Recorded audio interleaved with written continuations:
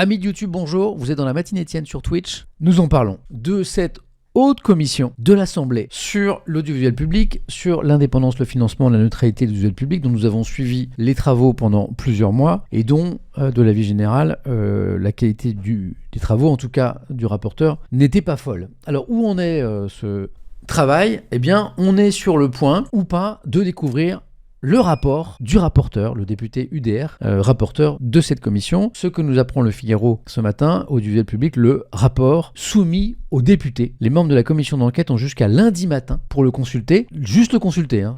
C'est assez intéressant. Ils n'ont pas le droit d'en avoir une copie papier ou numérique ou de prendre des captures d'écran ou des photos. Ils peuvent juste le lire avant d'autoriser ou non sa publication, sachant que le dit rapporteur, ainsi que plusieurs voix d'extrême droite, ont pré-shot en disant si jamais ce rapport n'est pas voté par les autres membres de la commission et donc n'est pas publié, ce sera un scandale, ça montrera bien que vous cherchez à cacher la vérité. Mon avis sur le sujet, depuis le début, c'est que ce rapport sera publié justement pour éviter ce fameux procès. Qu'il soit bon, qu'il soit mauvais, ce rapport, moi je pense qu'il va être publié parce que cette accusation, elle sera trop facile à porter en mode imaginons que le rapport soit pourri et les autres membres de la commission décident de ne pas le voter, le publier. Le procès en censure va être tellement gigantesque qu'à mon avis, il y a très très peu de chances qu'il ne soit pas voté et donc publié. Mais je peux me tromper. Lisons cet article du Figaro ce jeudi. Rendez-vous salle 6643, deuxième étage de l'Assemblée, les 30 députés, membres de la commission d'enquête sur l'audiovisuel public qui pensaient profiter de cette semaine de pause parlementaire pour se mettre au vert, devront faire un aller-retour à l'Assemblée nationale. À partir de ce jeudi matin, ils découvriront le rapport rédigé par le député UDR Ciotiste, qui est le rapporteur, vous le savez, de cette commission. Chacun à leur tour, à l'heure prévue d'ici à lundi midi, donc ça se passe entre ce matin et lundi prochain, ils pourront consulter l'exemplaire unique de ce pavé de 300 pages, et en particulier les conclusions et les propositions du rapporteur. Comme le veut le règlement de l'Assemblée, ils n'obtiendront pas de copie papier et encore moins de version numérique, c'est comme ça, c'est la règle. Tout juste seront-ils autorisés à prendre des notes stylo à la main. Mais interdiction de sortir un smartphone pour faire une photo des passages les plus sensibles. Pourquoi un tel secret ? Je sais pas, c'est la règle en commission. Les fonctionnaires de l'Assemblée y veilleront. Donc tu as le droit de le lire, tu n'as pas le droit de l'emporter chez toi, quoi. L'enjeu est crucial pour l'avenir de cette commission d'enquête, c'est quand même... Alors si on compte les pauses, c'est entre 4 et 5 mois de travail et d'audition, mais 6 mois en tout, qui a enflammé les médias et les réseaux sociaux depuis novembre. Lundi après-midi, les 30 députés se réuniront afin de voter à main levée pour ou contre sa publication. Donc ça c'est lundi après-midi. Donc lundi, la semaine prochaine, on devrait savoir si ce rapport va être publié ou pas. Ils ont déjà une idée assez précise de ce qu'ils liront. Sans dévoiler précisément le contenu de son rapport, le rapporteur député UDI qui écrit ce rapport a distillé plusieurs indices dans le JD News. Alors je ne sais pas ce que c'est le JD News, mais dans un média qui s'appelle le JD News. Ah, c'est le nouveau JDD ? Non, c'est autre chose ou pas ?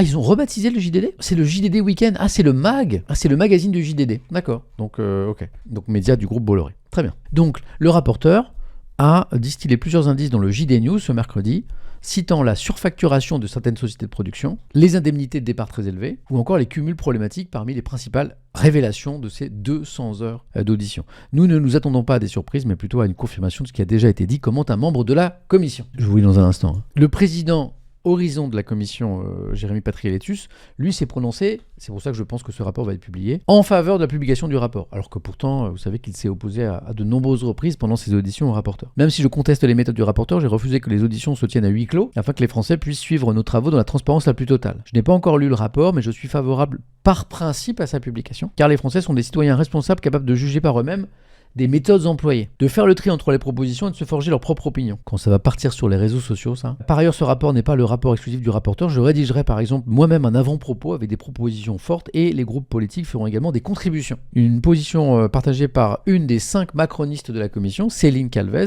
elle aussi très critique vis-à-vis du travail du rapporteur, qui compte voter pourtant pour la divulgation. Et que dit-elle, Céline Calvez ? On a bien compris qu'une non-publication, c'est ce que je vous disais tout à l'heure, pouvait avoir des répercussions plus graves qu'une publication, la fameuse dénonciation de la censure. Vous voyez qu'on dit la vérité, vous voyez que je dis la vérité, la preuve, on m'a censuré. Si fait rarissime dans l'histoire parlementaire, le rapport n'était pas voté, il pourrait ne jamais être rendu public. Toutes les vidéos et des comptes rendus de l'audition seraient supprimés du site de l'Assemblée. Officiellement, les 67 auditions qui ont été retransmises en direct n'auraient alors jamais existé. A priori, ce n'est arrivé que très très très rarement dans l'histoire de l'Assemblée. Pourtant, des milliers d'extraits, vous le savez, de la commission circulent dans les réseaux sociaux. Vous savez, il y a même des gens qui ont fait des reacts de ces auditions. Il ne subsisterait que des vidéos biaisées qui ne reflètent pas toujours l'intégralité des échanges, avertit la députée. Je pense donc qu'il est plus sage de faire publier ce rapport, mais qu'il faut l'accompagner de contributions. Le pragmatisme est de mise parmi les 2 députés MoDem qui vont s'abstenir, qui ne vont pas voter contre ni pour. Certains membres de la commission veulent voter contre sur le principe, mais il me semble que la censure sera la pire des tribunes à offrir au rapporteur, argue Erwan Balanan, député MoDem, qui était pourtant l'un des adversaires les plus motivés du rapporteur. L'élu qui s'est fermement opposé au rapporteur tout au long de la commission d'enquête pose toutefois ses lignes rouges. Voilà, si le rapport trafique les faits ou verse dans la diffamation,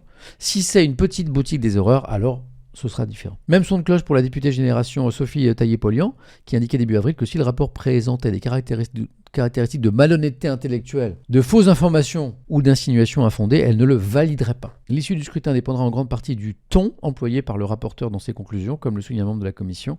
Si, comme le présage un autre député, l'élu ciotiste est malin et livre un rapport suffisamment consensuel, je fais un check sur mes soundpads. Pardon, soyons factuels, s'il vous plaît.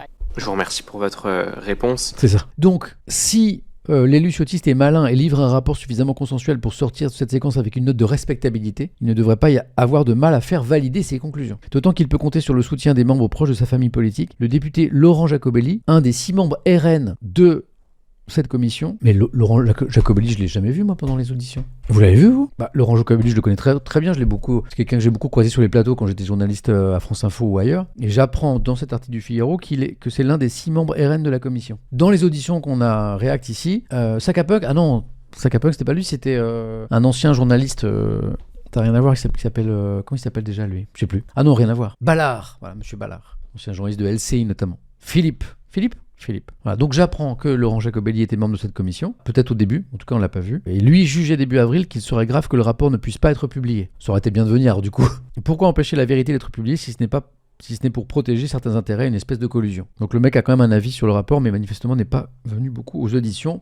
Peu importe. Reste que les positions peuvent encore évoluer d'ici à lundi, les membres de la commission étant libres d'échanger pendant le week-end. Les téléphones ont chauffé dès mercredi matin, l'interview du rapporteur dans le JD News a fait bondir plusieurs députés, à commencer par le président Patriéletus. Le choix du rapporteur d'accorder une interview au JD News, a fortiori avec des attaques calomnieuses à mon endroit, la veille de la consultation du rapport est inopportun et irrespectueux, s'étrangle le président. J'ai accepté de réduire le délai de consultation du rapport par les députés pour permettre au rapporteur d'avoir un peu plus de temps de rédaction et de relecture, pas pour qu'il fasse la une d'un magazine.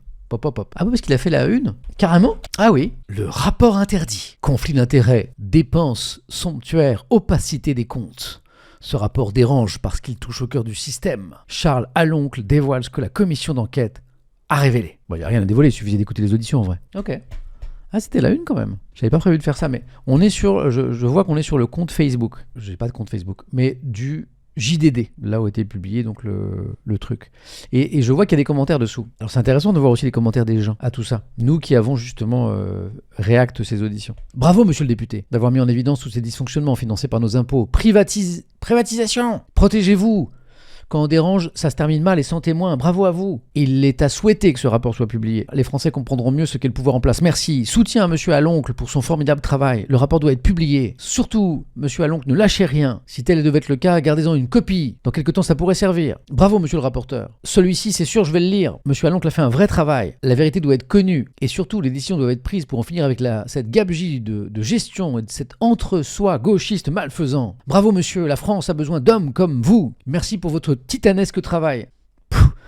Pardon, Samuel. Pour votre courage, monsieur Aloncle. Comme beaucoup de Français, nous espérons voir publier votre rapport au complet et ce sans censure aucune, avec un libre accès pour tous. Si ce rapport n'est pas publié, ce serait scandaleux. Bravo à tous les Français qui veulent que le rapport soit publié. Si ce rapport est interdit, alors vive la Révolution. Bravo Charles. Voilà, c'est intéressant. Bon, vous avez compris la teneur des messages. Ah, il y a quelques messages critiques, mais ils sont pas nombreux. Je vous les lis pareil, ils sont pas majoritaires. Il y en a, hein. Oh là, il y en a. Mais il y en a combien ? Eh bien, bon bah on va pas arriver au bout, hein. On va pas arriver au bout.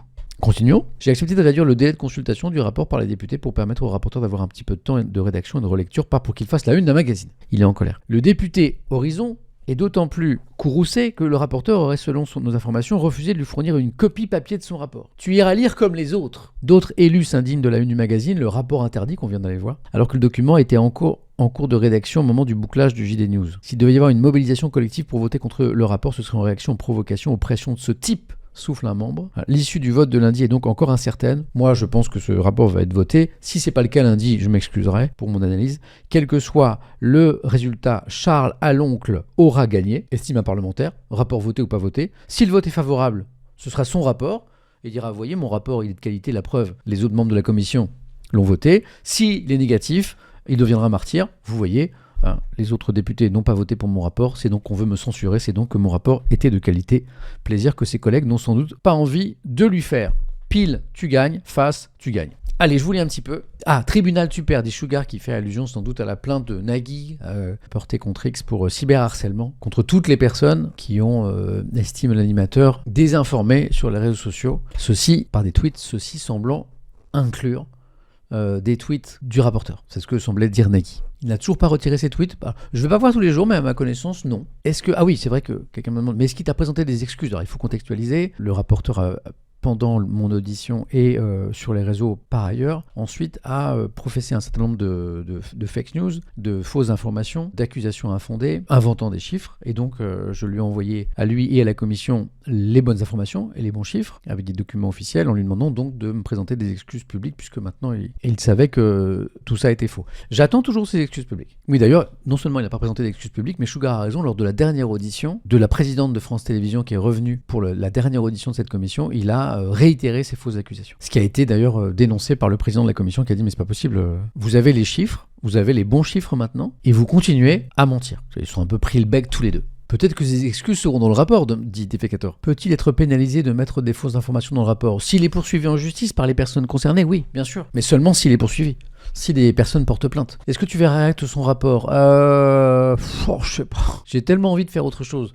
Mais on a passé déjà beaucoup de temps sur... C'est à côté beaucoup d'importance à la personne dont nous parlons là. 300 pages en React, ça se mange bien, ça se mange bien. Hein. Un journal, c'est une 50aine de pages. Hein. Est-ce que tu porteras plainte s'il met de fausses informations à ton encontre dans son rapport? Je crois que le contenu de ce rapport doit être protégé par l'immunité parlementaire. Je ne crois pas que les propos en tant que parlementaire puissent être visés par ce type de plainte. Je ne crois pas, non. Ce sont les propos en dehors de ce cadre du travail parlementaire qui peuvent éventuellement, mais c'est très très rare, et des élus poursuivis et condamnés pour diffamation, c'est rarissime. Parce que justement, il y a la protection, il y a l'immunité. D'ailleurs, Nagui n'a pas porté plainte pour diffamation. Il a porté plainte pour cyberharcèlement, visant les milliers de tweets de personnes inspirés par les propos et parfois les tweets du rapporteur, le visant. Je pense que c'est pour ça que Nagui n'a pas porté plainte pour diffamation, je crois qu'il a porté plainte pour cyberharcèlement.